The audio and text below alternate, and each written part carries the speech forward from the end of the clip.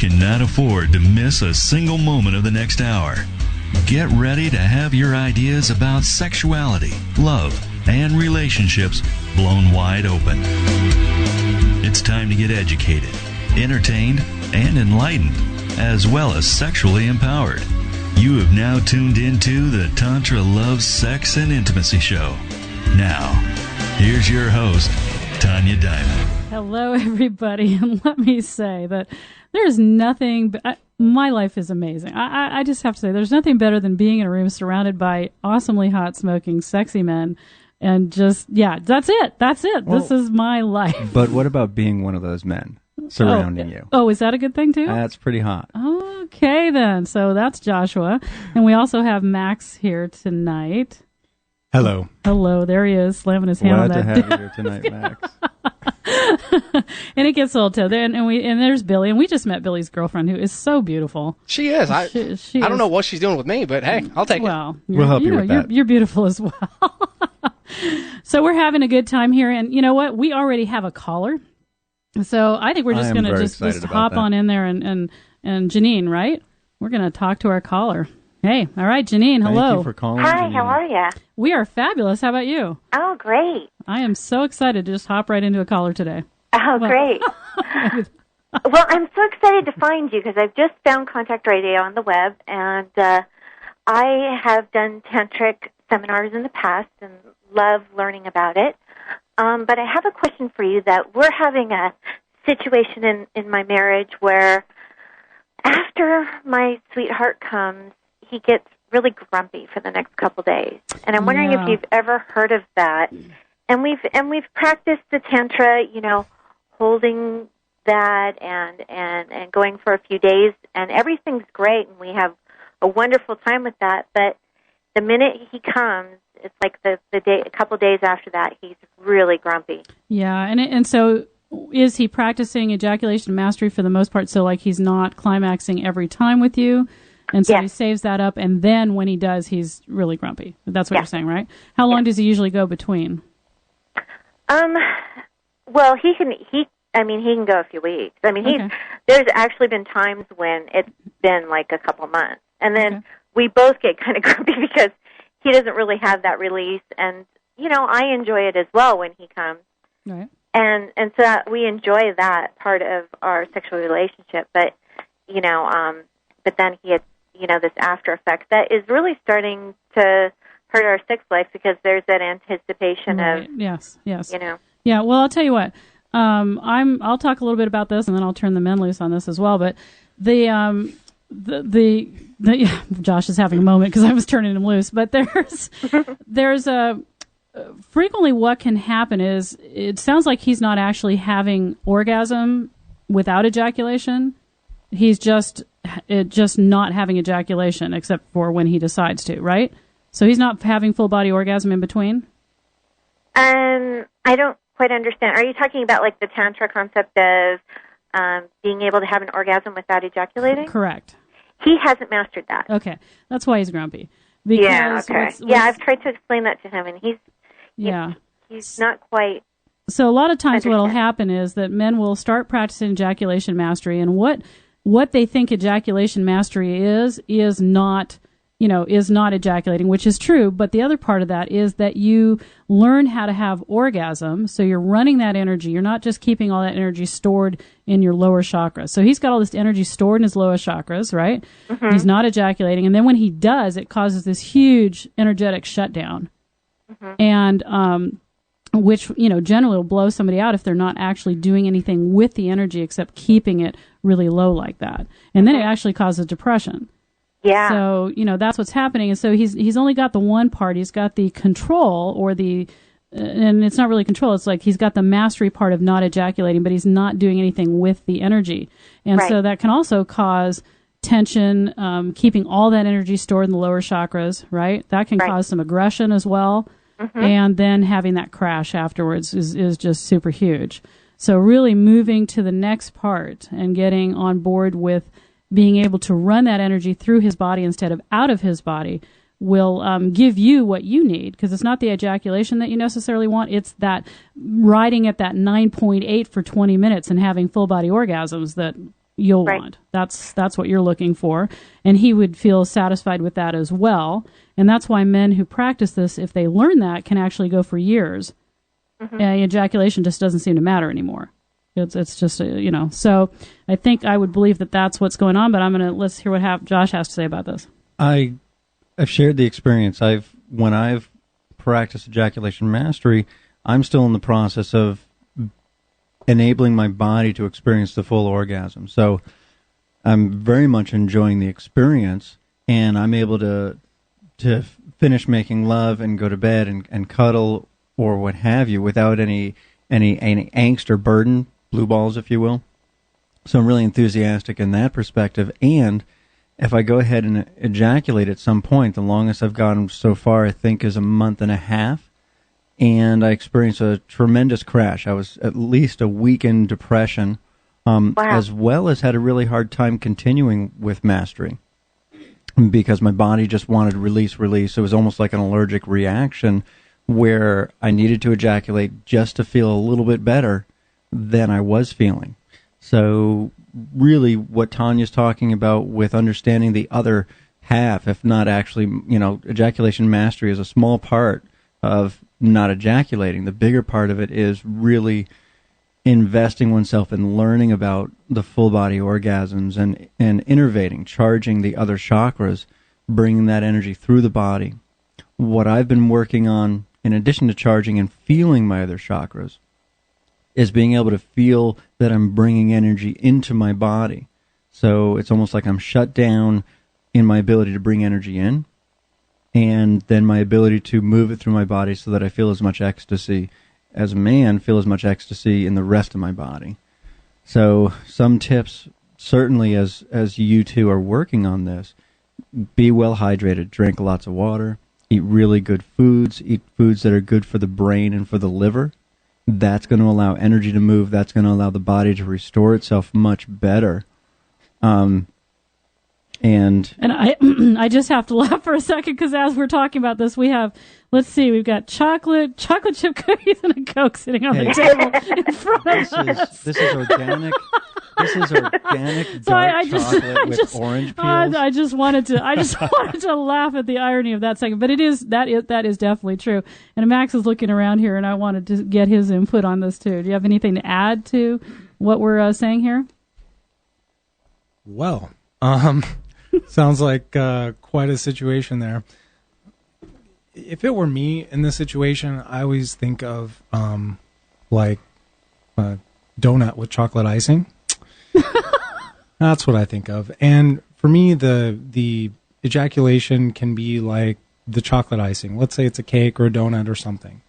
So what we want to get here, what I might want to get is I want to get some of this icing when I have my cake. I mean, this is just, where it's at. So if I'm always looking for that, and then all it's all about is like, hey, here's the cake and there's no icing, and here's the cake and there's no icing. Here's the cake and then there's no icing, and then finally, when I get the icing, finally I get the icing, and Major sugar crash. I've already had the cake. I've had the cake. I'm so full of cake. Then finally somebody lays some of that icing on there, and it's like, oh, and I do. I get grumpy. So, that's beautiful, Max. That is beautiful. Nice job. So learning how to have full body orgasm would be having the icing more often without the sugar crash at the end. So how to go about doing this is I suffice to say I actually have a coaching program on this.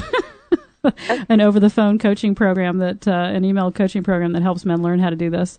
As well as, it's just really imperative. So many men get caught up in the whole ejaculation mastery, meaning do not ejaculate, that they forget about the rest of it because the other part's a little bit hard.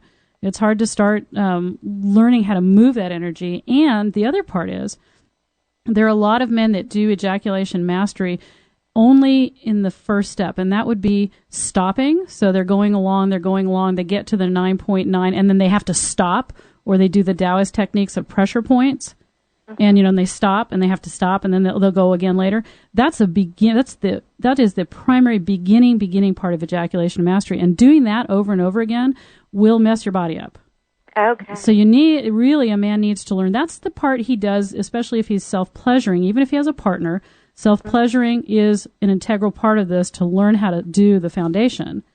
And then adding your partner means that your partner will have to slow down. But ideally, a man isn't going to stop, and he's not going to have to use pressure points. He's going to be able to keep going, change his rhythm, relax his body, breathe deeply, change the muscle, understanding that ejaculation is a series of rhythmic contractions. He'll be able to stop that rhythmic contraction, take a pause while he's still moving his body just slower and breathing, and then bounce that energy like a trampoline up off his out of his second chakra up through his body while he continues to move. So he's building up this stuck energy in the second chakra, and then, like I said, it's a major downer when you finally release it. Does that make sense? Yeah, and when you're starting the process, you were saying that's the beginning. Yes. It's holding. Yes. At the beginning process, do you have him ejaculate at all? Well, they can ejaculate whenever they want, so if a man's like really stuck in his ejaculation mode, I might say, look, here's self-pleasure, bring yourself up to a 9.8 or whatever 3 or 4 times before you release. So the ejaculation will be bigger. There's a bigger experience. And hopefully what you're doing is you're using that bigger energy experience to learn how to trampoline it up the body. If you can go a week or 2, that builds more energy. You're more likely to get that big bounce of energy up. So, if you're ejaculating, you're never really going to get a big enough energetic charge to move it up through the body. There was an instant where one of my partners, I was teaching him that, and he had been, I think it had been 2 months, and he was just yelling at me, I cannot do this anymore. I'm frustrated, I'm angry, I'm all that. You got to help me. What am I going to do with this? And I'm like, all right, just stay right there. Close your eyes. I'll be back. Everything will be fine. And I came back, and I had a glass of ice water, and he didn't see me, and I just put that right on his scrotum. He screamed at the top of his lungs, blew his energy straight out of his head, and had, I think it was a 20-minute full-body orgasm. Now that's a lover. Now I don't necessarily suggest that. The surprise element was the scream. So the vocalization is a huge part, and so many men are so quiet, especially around orgasm.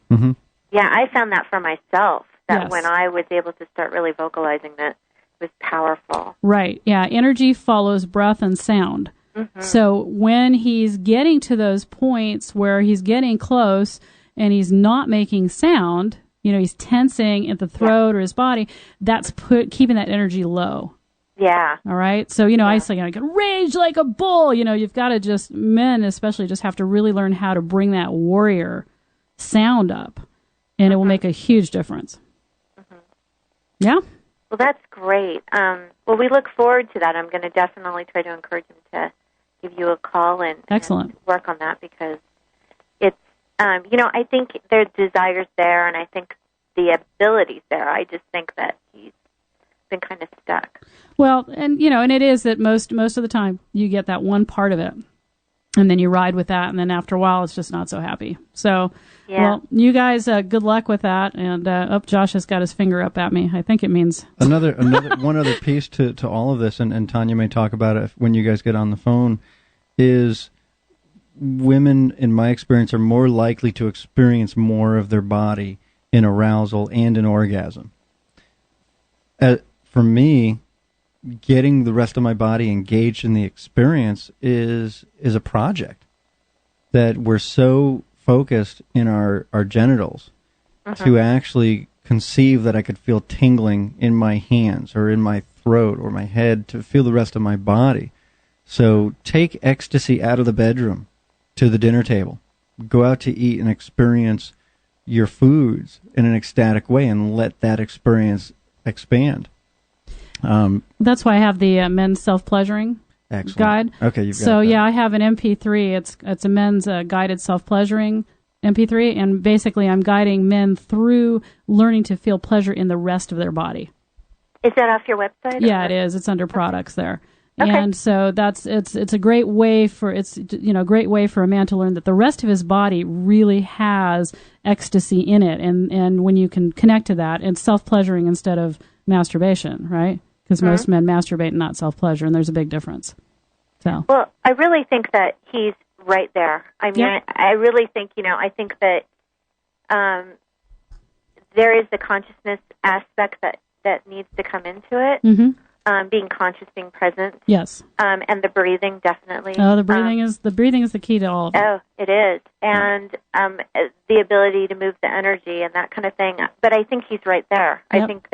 I don't think it's going to take a lot of work. Well, it doesn't. If you've been doing this much and you just need a few of those little pieces, mm-hmm. and then boom, you're there. Literally, Yeah. boom, you're there.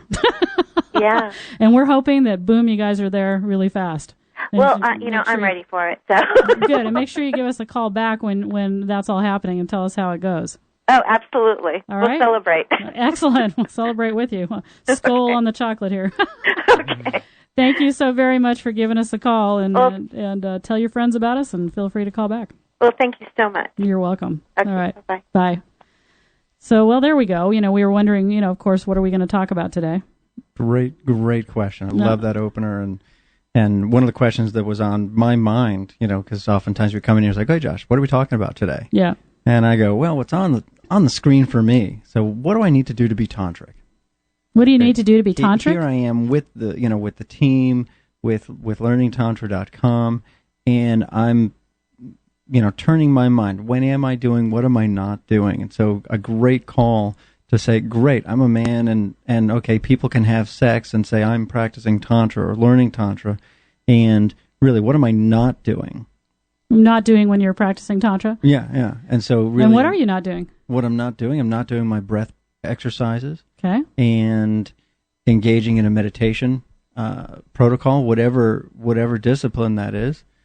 And doing the other aspects of Tantra, the holding and working with each other's chakras. So really waking up what might be considered the more subtle element. Right. Because if I can't feel the subtle element, why continue trying and practicing? So with a man, then, when you're helping a man learn how to experience his body, then things need to get more subtle. So where's that rush to that second chakra? It's like do everything but the second chakra. Right. So, the touching of the throat, the neck, the hands, the back, awakening the entire body using different props may have you, like feathers, ice cubes, whatever, but helping that sensation of the arousal in the second chakra, moving it through the body is what you would do for a man or a woman, just bringing more pleasure to the rest of the body instead of staying focused in that one area. Using the breath, like reminding your partner to breathe. Are they breath holding or are they just kind of shallow breathing? Sounding, big things. Sounding and vibration are huge. It is the way to assist feeling in the rest of the body. So, partners could sit across from each other and do some chanting. Nice. Do some humming. Do some vocal expression. The biggest thing, and this last caller was saying that, when she learned about how to be vocal in the bedroom is when things started to change for her. And, in society today, we're a little bit squeamish about that. We've got neighbors, kids, whatever have you, everybody. And I think I have a great story of being in that space of major vocalization at a Tantra workshop once and actually doing some healing work. And so there was crying, I was screaming, I was in pleasure. I was going through this whole gamut of experience and not holding back because it was our belief that our entire group had the whole resort. Right. Notice I said it was our belief. Yes. And so, there was no holding back. And, I can be very loud when I'm not holding back at all. Saw that opera training. And the next morning, I came walking out of my my little room there, and I opened the door, and the bathroom's, across the way. It's a clothing optional place because it's just us there. And I open my door, and I step out. At the same time, the door beside me opens, and a gentleman dressed in a nice attire steps out. Older gentleman. Did he know it was a clothing optional? We're looking at each other, and I don't recognize this man. Right. This man is not part of our group. Right. I'm looking at him. He's looking at me. It's kind of standoff. He looks a little sleepy. And I said, you didn't get much sleep last night, did you? And he looks at me and he goes, no, I didn't. And I said, well, I'm really sorry. And he goes, that was you. And I'm like, yeah. And his headboard was right up against the wall of my headboard. And I said, wow. And he goes, so let me tell you a little story. And I'm like, okay. Now I'm standing there naked. I don't know this guy. He's standing there in clothes. I'm like, all right, I'm going for it. Standing here. Let's hear your story. And he was taking the option of wearing clothing at this resort. Well, yeah. He said, I flew in last night and, I had a 14-hour flight to get here and I'm here and I'm really exhausted and I'm looking forward to getting some sleep. So I lay down in bed here, and it sounds like there's a party going on in the next room, right? And I'm like, okay, fine. And then it gets noisy, and then it gets loud, and now I'm getting irritated. So I'm laying there, and I'm getting irritated. And the next thing I know, I have an erection. And he goes, now, I don't know you or anything, but I'm going to just be totally frank with you. He says, I haven't had an erection in 12 years. Wow. And I have this erect. And he says, rivaling anything I've ever had in my entire life, I am erect. And I'm thinking, wow. And you're going off over there, and I'm like going off over here, and I'm just thinking, wow, okay. And so I decided instead of being grumpy and angry, I would just ride this wave. Nice. And he said, it's got to be the best experience I have ever had in my entire life. And I would like to thank you. And he walks over and puts out his hand, and I shake his hand. That's beautiful. And it's like, I just want to thank you for the best sex I've ever had in my life. And you just keep on. You do never quiet down for anybody. And he says, and I am checking out because apparently I'm not actually supposed to be at this resort. But I want whatever it is, Right. Yeah. Did you ever get to that point of saying, we're studying this? I did. Well, I told him, and, I ended up about giving him my card. Awesome. And, he's studied with me a few years ago. Great. And so it was a really beautiful. nice story. So I say, everybody, look, if you have kids, you tell your kids, you're practicing the art of love. Mm-hmm. You hang a sign on the door, whatever. They get used. In fact, they'll roll their eyes and whatever. But it is known that children who know their parents are loving each other are happy. They're secure. They feel good about their lives. Right. This is not what we hear violence all the time. People are yelling and screaming, screw you to people on the street. We think that's okay. Nobody's freaking out about that. Mm-hmm. And so what? The sounds of love or what? It's actually an important thing. I mean, parents are embarrassed about it. Kids are like, oh, my parents. Yeah. But how do they learn how to vocalize? How do they learn what the norms of intimacy are if they don't hear it emanating from the home? If they hear arguing happening in the house, guess what?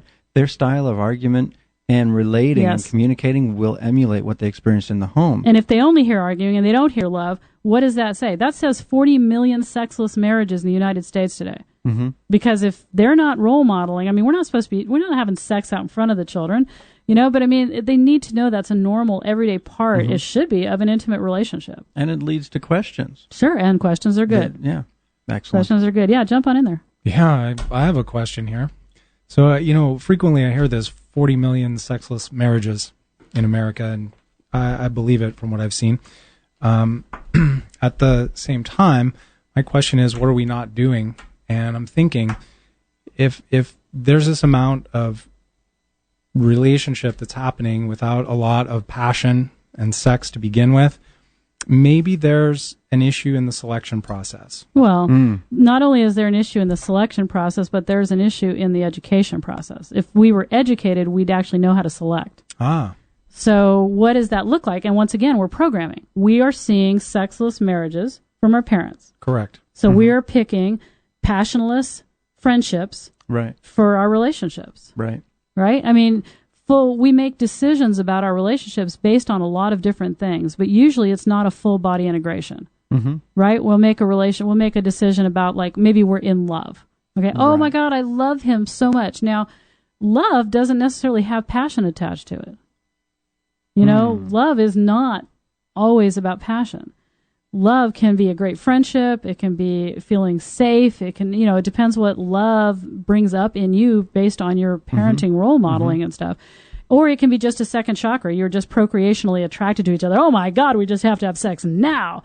And there's nothing to do with love or courage or the heart or respect or like. Mm-hmm. And then if one of those two falls out of their arousal, then one person's really needing and the other person's really needing some space. Right, exactly. And then, so if you don't have the rest of the body integrated into that decision process, it leaves you with not a lot. Mm-hmm. So, yeah? Yeah, I recognize an issue there. Yes? Yeah.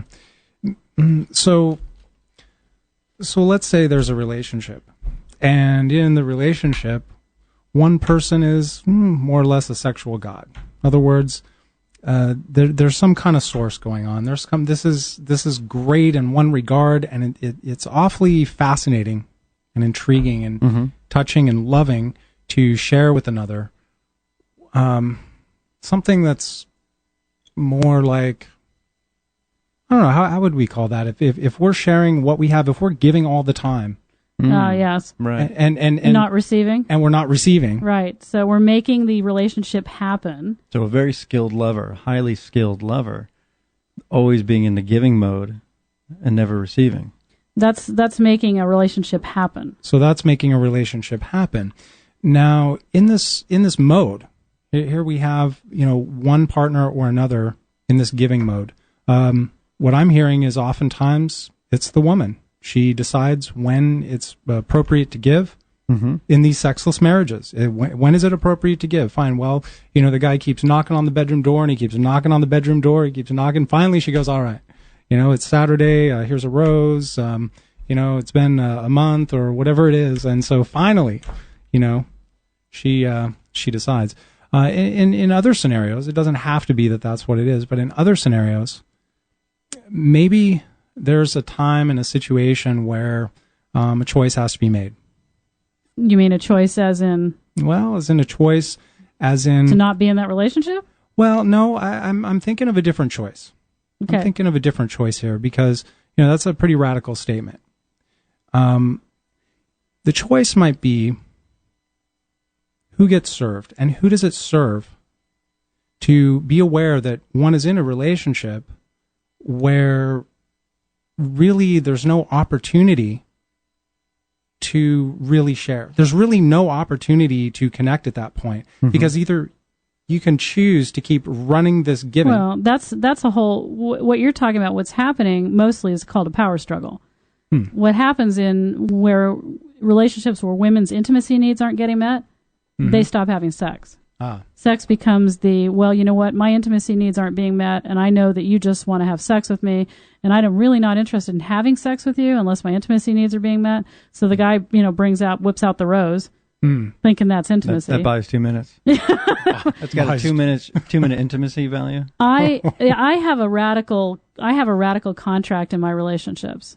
And this will PO. This will really upset a lot of women out there. All the men will be going, yeah, but all the women will be going, we now hate her and we're never listening to her again.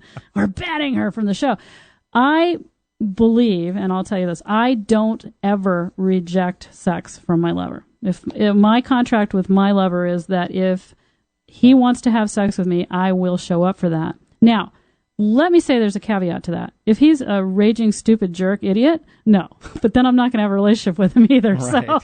So, but men need to be able to connect on a physical level to feel loved and appreciated. And so as women, if we reject the man because we're not having our intimacy needs being met, he can't meet them. He's never going to be able to step up and meet them. As soon as we start withholding and start using sex as a power or a leverage, the relationship is going to be doomed. I'll tell you that right now. That is the number one thing that you cannot do if you want your relationship to survive. Now, like I said, this doesn't mean that, he's some jerk that doesn't listen to you or whatever. This is, most men are not that way. Most men desire to please the woman they're with.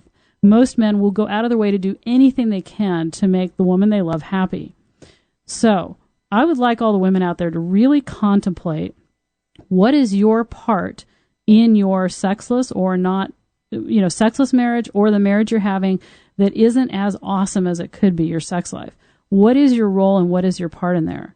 If you're withholding from the man because you're angry or you're upset, you've been hurt, your heart's broken, something like that, this is a time to communicate and a time to step back into that space and give him some place where he might feel successful. Give him some place where he might be able to step back into a role of wanting to give and then lead him in the direction that he needs to go. But I'll tell you right now that just saying, I've got a headache or rejection is one of the reasons why we've got so many sexless marriages. Now, that said, gentlemen, get educated.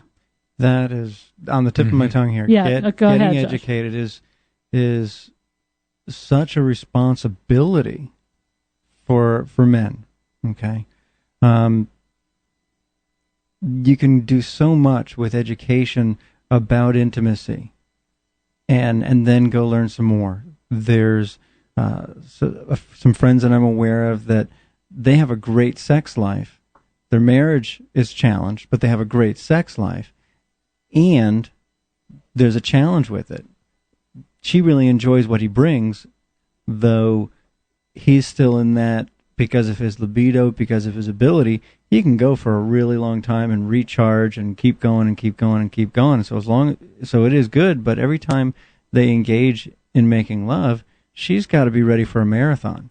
Oh, and that's turning her off. So porn star style. Okay, and he's thinking that's the bomb. And that's the bomb, not realizing that if he were to educate himself and realize slowing down and being in the micro moments of ecstasy together, which to me makes me think of the's some numbness.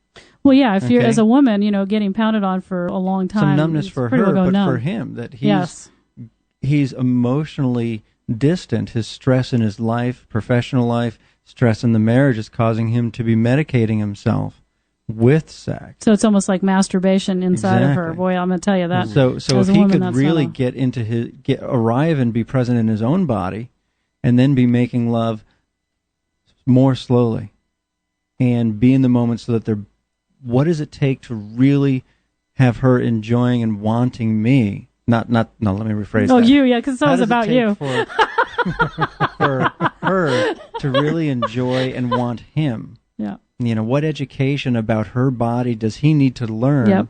And then what education, books, calling you, what have you, can help him better understand what's going on for him and better understand what's going on for her. Well, and the intimacy, because now we got to ask, where's the intimacy? Intimacy is not sex. A lot of people think intimacy and sex are the same type of thing.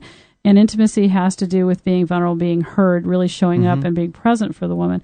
Max, you want to add to this conversation over here? Oh, I'd love to at this point. I'm listening to what you're saying. I think this is really powerful. And we've gone from a point of, okay, we're looking at education, and then we're saying, how does that feed back into intimacy, which is the foundation of healthy relationships? Yeah. Right? Yeah. Okay. So, and we as men, I think we do have some achievement orientation, a little bit of goal orientation. A little bit of goal? Little bit of goal orientation going on here, yeah. You've got a mission. Right, exactly. And so in other words, we may not have to sacrifice that in order to achieve what we'd like. Maybe with education, the achievement becomes a healthy relationship. Mm-hmm. So instead of long duration in intercourse? Instead of long duration in intercourse, if we're approaching, this is where intent comes in, if we're approaching the education to simply amplify our orgasm, if everything is still about the orgasm, we eat, live, breathe, sleep orgasm, and that's all we ever think about. We never have an experience of anything outside of that mindset of constant orgasmic achievement mode, the mission. Right. I feel that we need, as men, we need to relate with each other and understand, hey, there's a lot more going on here, and we're missing the boat if we're not looking at education about what I would call a bigger picture, which is intimacy in relationship. Right. Definitely. Well, learning what intimacy is, still there's 5 levels of sexual mastery that we teach, and most people really aren't getting out of 1 or 2. First 2 levels, and 1 being basic sex, and 2 being more sophisticated sex, which is she gets hers, he gets his, everybody's happy, but not really, because ultimately it's not about the orgasm. The orgasm is one tiny little aspect of all of the things that make up sexuality and intimacy, and chasing that is just dismal. Education. What does education look like? I get called that. I get asked that all the time. It's like, how do I get educated? Well, we've got coaching programs that you can be anywhere in the world and be a participant in this, and coaching programs and products that are coming out that help in these arenas. In Ejaculation Mastery, our first product is called. It's the title doesn't lead you to believe it's about ejaculation mastery because it's called "You've Been Lied to About Premature Ejaculation," but that's the first part of ejaculation mastery is learning about your body that intimately, that right. deeply. And coming from that perspective of the PE book, the premature ejaculation book, that I think is so meaningful is for men to begin at first to understand that there is no such thing as premature ejaculation. Right. It's a Our myth. bodies are designed to function a certain way. We get the opportunity to learn how it works, dispel the myth, and then really start working with our body. With the exercises in the book that teach you about your body and breathing and how to go about that, and then go from there into more mastery. For women, I hold each person accountable. Women and men both need to be accountable for their relationships. There is nobody that's doing anything wrong per se. We're just doing miseducation. We're just miseducated. So the first thing to do is take off the blame off of everybody. It's like the relationships, men and women shouldn't be warring. Right. We all want the same thing. We want to be connected. We want to be appreciated. We want to be loved. We want to have ecstasy. We want these things. We need to stop blaming who's doing what wrong. So ladies, once again, look at your relationship and say, if you are not having the most amazing sex of your life, okay, and you get to define what amazing sex is. That doesn't mean that you're having 16 orgasms or you're having, because how many orgasms can women have now? We're like under this pressure. Oh, right. This now huge, you have to be the orgasm machine. What do we got? We've got, that one woman that called me and said, oh my God, please make me stop orgasming. Can you teach me how to not orgasm? Because my husband's making me use a clicker. Are you kidding me? Out of your mind. He was making her use a clicker every time she came. He wanted to know how many times she came because she was easily orgasmic. So she wanted me to teach her how to not have an orgasm. Mm-hmm. Okay, this is crazy. So I have to confess. Yeah. I did a birthday weekend like that once. Did you? Yeah. Your orgasms or hers? Not mine, hers. Okay. It was like, okay, the candles you put on the birthday cake. Okay, well, it's okay. Well, you know what? A weekend of that's cool. Okay, but a daily or whatever, every encounter that you need to scream home to make him feel good about himself is a little crazy. But being accountable for what does good sex look like for you? And so what? Women now, we can have clitoral orgasms, vaginal orgasms, A spot, U spot, multiple G spot, cervix, multiple A, U, G with a twist on the top, intercourse without clitoris. It's like, oh my God, it's a folk song. And then, the ultimate, then we're saying full body, take a breath, have an orgasm, and then, the divine, spiritual, all the big kahuna all in one, hold the hands of God orgasm. It's a little bit of pressure. Yeah. Just a little bit. And we can let go of some of that pressure and say, let's define what is great lovemaking. Or as I say, making gratitude as well, right? So we can make gratitude with each other. Maybe that would change a little bit of how we thought. Gratitude to be in each other's arms. Gratitude for the touch, the look, the breath. And if there's orgasm, great. If there's not, great. Both men and women need to let go of that as a goal and start enjoying the journey. Because, then you can connect for 2 minutes and, be on your way. You can connect for a couple hours. It gives you so much more opportunity. But ladies, once again, I really want you to contemplate where in your sex life, in your relationship, that you can empower your man more or your woman more, which doesn't really matter who you're with, your woman or your man. Empower your partner more by not withholding one of the most cherished aspects of being in a relationship. What can you do to walk back in that door, walk back in that space if it's been a long time or if you haven't been connecting? What can you do to lay down that war? Mm-hmm. This is really, really important. And I do believe that as women, being natural healers, easily more natural healers, uneducated even in it, that we are the ones that need to step into this path. And I told you, I'm gonna get flamed on Facebook, I'm pretty sure, here from a lot of people about why does it have to be me? And if you're one of those women right now that's angry at me and you're like, why does this have to be me? Blah, blah, blah, I do it all the time. I want you to take a breath. And I want you to understand that probably if you feel that way, you really need to think about what I'm saying. Also, I'm curious, which one of our products talks about the importance of polarity in relationship? The men in sexual. Well, we don't have that one out yet, but that one is coming. But yeah, the polarity. Well, I mean, yeah, women are having to step into that ultra yang zone, that power zone of more masculinity. And you're right. And that's another thing is there's not that dance. The men are watered down, women are yanged out, and you meet your lover, and as a woman, you're all like, rah, and he's like, eh. I'm afraid she might be upset with me. Right. And this is not helping anybody. So educating the men, women, educate your man how you want him to be masculine for you. Well, maybe men need give to him the space to do that. Well, men have to step up. Right. Men need to have warrior. You guys had a warrior meeting recently, right? It was yes, awesome. we did. Yeah. Max, tell us a little bit about that. I mean, what's a warrior meeting when men get to be with men and, step up? Arr. Well, all that good jolly pirate stuff too, because we have fun with that. We did have a lot of fun with it. Yeah, it's great. I felt it was about activating what we have. A little bit of activation. In other words, we have this, say, warrior or masculine spirit. Okay, what does it look like, or what does it feel like to be a man?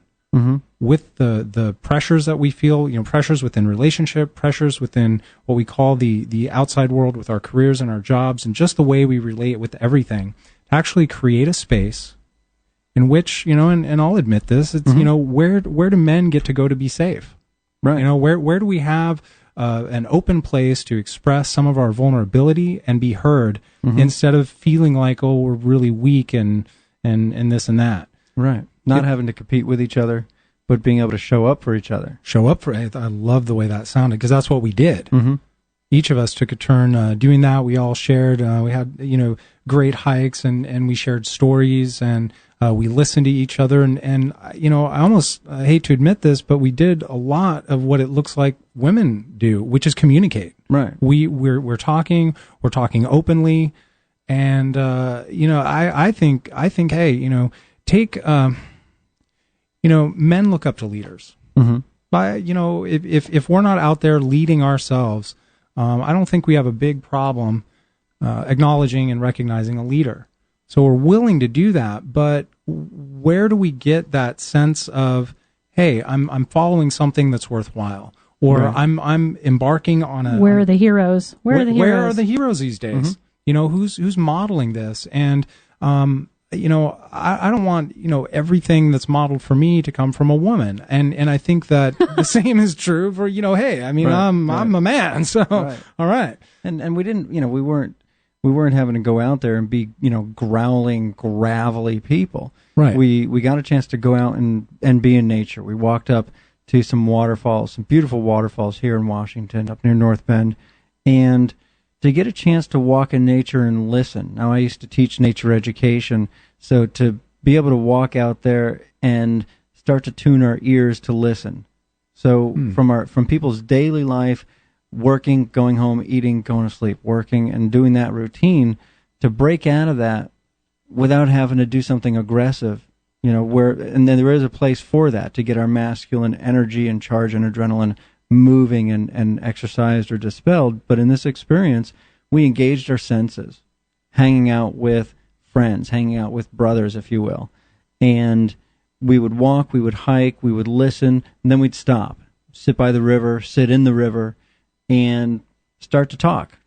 Do we have an agenda here? Yeah, we want to talk, we want to share. Okay, great. So we spent, a half hour talking and hanging out, sitting on rocks in the middle of the river, and then when our butts got sore, we went looking for the sun, and we continued not having to compete, not having to be vulgar, although we did have our chance to have jokes and vulgarity on the way. Oh, yeah. Yeah, that was... Well, you were involved with that, Josh, right? Yeah. You were there. I told the guy they got to, we've still got to do this, but we can do it in an honoring way. Right. Well, so mainly what I hear from this, did you come back more empowered? Yes. Did you come back as men coming together that didn't have to be competitive, but could share the gifts and the leadership that you had, come back to your women feeling more masculine? One of the things I've always received is, I'll call it feedback. When I've come back from hanging with the guys, from going on a hike or drumming or what have you, I always get did you have fun hanging out with the boys? Yes. And I'm smiling, and there's a warmth. I feel good, and my partner's always been excited to receive me back after I've been on this experience, whether it's a half hour or a weekend. And also as a guy, I'm going out there to honor myself, not to get drunk or do destructive things. Okay. Right. And we're not talking about, we don't have to get all kumbaya. Strip clubs. But to honor myself, and when I walk back, that's where I feel more complete. Well, okay. So men, it sounds like you need to have some more warrior experiences.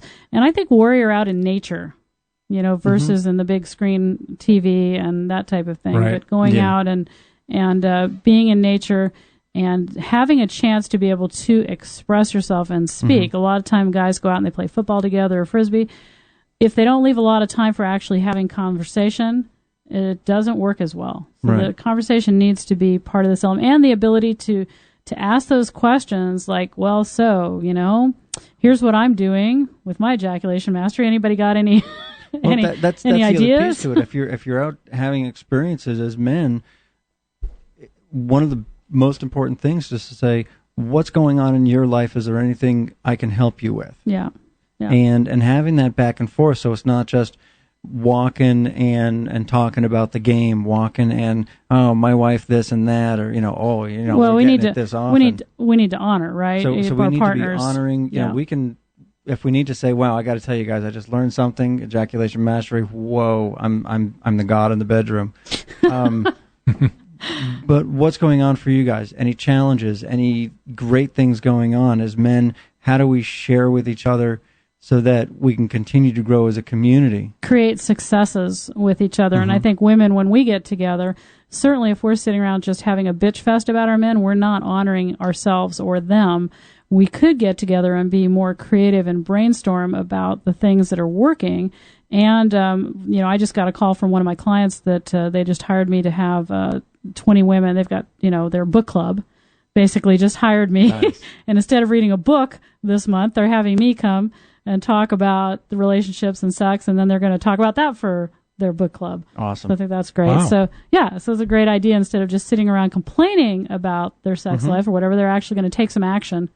Right. And have me come down and do some education. Proactivity. We love that. I mean, proactivity is how you empower yourself in your relationship. Now, I did write that I went to vaginal physical therapy today, so I did want to address that. That's on my Facebook here.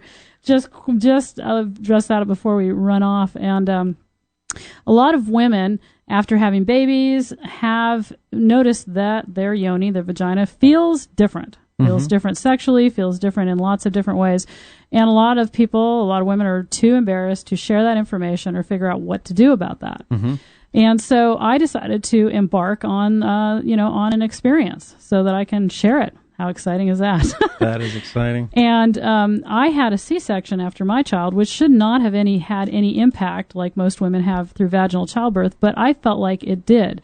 Now, I had great muscle control before my child, and to me, something just didn't seem quite right afterwards. So even with a C-section, there can be changes because she was stuck in my pelvis. So she created a pelvic separation. And, of course, the C-section created some scarring and fascia and pulling and different types of things like that. So let me tell you that, first of all, and I'm not going to say her name yet because I don't think she's ready for me to tell you, but I will be writing about this, and this woman is amazing. So this is her specialty, is doing pelvic floor physical therapy. And it's quite interesting to go in and fill out all these questionnaires, and she puts out the little model and shows you where all the muscles are and all that, which is great. She, talking with me, she was having fun because, of course, I'm educated in all this because I do help women with this, learning how to do your Kegels and all that. So we went over all that, and then it's time for the table, And, so, we get all sorts of our body parts worked on in the world. Right. But generally, you don't think of having little electrodes and stuff put down all over your yoni and around your anus and all this as you get hooked up to... You got the electrodes and everything. I did. Oh, God. And how cool is that? So I'm hesitating to ask it. Can I go next time? Exactly. Everybody want to come and check it out? Okay, so I'm laying there, and she's putting these little sticky. Now, you need to keep in mind that these things have the glue on them so they can stick to your skin. Oh, okay, well, so I didn't think about that. So anyway, so they're stuck in like several different places. And she's like, all right, she hooks up the little, leads to it. And biofeedback. I know, really. And then there's my computer screen, and she's like, okay, now I want you to contract here. And I gotta do that. Okay, that's cool. Now contract here. And I want you to pulse. And she's doing this, she's got these great hand movements. Your hand movements are like, beautiful woo, in the studio. Pulsing, and like an orchestra. And she's explaining where and how she wants my muscles to work. And yes, I'm really strong there, and that's really great. My endurance is low. Apparently my endurance is pretty shot. And okay, so I can work on that. And then, she actually took off the leads and everything, and she's going to do some internal work and use 2 fingers pushing against several muscles to ask me to close her fingers. So she had 2 fingers open like a V, and then I was supposed to close the fingers with my muscles internally, right? And pull up, close and pull up. And I was, after 1 or 2 times, I was able to get that and really change the way I was doing things. But I do want to say that, ladies, if something's not right, and I mean, you don't have to be completely incontinent to finally decide that you need to go. It could just be that it just doesn't feel the same. Right. I mean, your lover used to be this way, and now you've had a baby, and it's like, wow, you don't have to just decide you got to throw it all in, and that's just what it is, and that's just how it is. There is help to get, and pelvic floor physical therapy is it. It's not embarrassing at all. It was really fun for me. I mean, I was like, wow, what are we going to get? Going to an amusement park for the yoni. I know. It's like, wow, this is cool. Are you going to use the probe? What are we going to do? What are we going to do here? What are we going to do with that? Finding the right person is great. And so, feel free to email me if you're a woman out there thinking about it and you live in Seattle, because I've got a great physical therapist. I will, when she gives me the go-ahead, be posting more about this. But it sounds like, I'm going to go like maybe 4 times. And, I've got homework to do now. That's always fun. And to work on this. And I think the cool thing is it's so sad that we wait so long to think that we deserve to have our yonis in tip-top shape. It's sad to think about what we do, whether that's embarrassment to go in, whatever it is, or we just don't deserve it. It's just not that important. It is important. I'm saddened that doctors, nurses, midwives, what have you, maybe the midwives talk about it. Well, we have all this prenatal care, right. Breathing, all these things to prepare before, and then afterwards, okay, going home, have fun. But the importance of massage in general, because of how that improves the metabolism of the entire body, just doing a massage over the entire body helps normalize hormone interaction because of your work with the skin. Right. But then doing abdominal massage and being able to talk with women and men about the importance of taking care of those parts of the body that now have the opportunity to rebound and come back to vitality. Right, and we do teach some massage techniques for pelvic floor and for yoni massage and linga massage, and it's not just about getting off. We're teaching about adding some tension release and helping to bring circulation and stuff and as that as well. And I know you're a licensed massage therapist, and it's one of the classes that we want to do, and of course we'll have ebooks out on all of this as well. But it's important that this part of our body is important. We need to stop thinking of it as some luxury item. That only if we deserve something that we're going to get help. So anyway, you'll be listening to as I continue on that journey what that's all about. And so far it's super fun. And I will be going out in the field to do other strange things too as well. Like there's a laser clinic that apparently is injecting women's G-spots with collagen so they feel more. I'm not going to have that done. No, you're going to go interview. Yeah, I want to go out in the field and interview and find out what that's about and maybe get some women to talk about their experience with that. I think what's happening is nobody's waiting for the engorgement to actually happen. Nobody's really arousing the entire body, and then that gets my hackles up. Starting me up right. I know. And then there's the whole button bleaching. That's anus bleaching. That's going to be like, I can't wait to see what that's all about. That's just going to be crazy.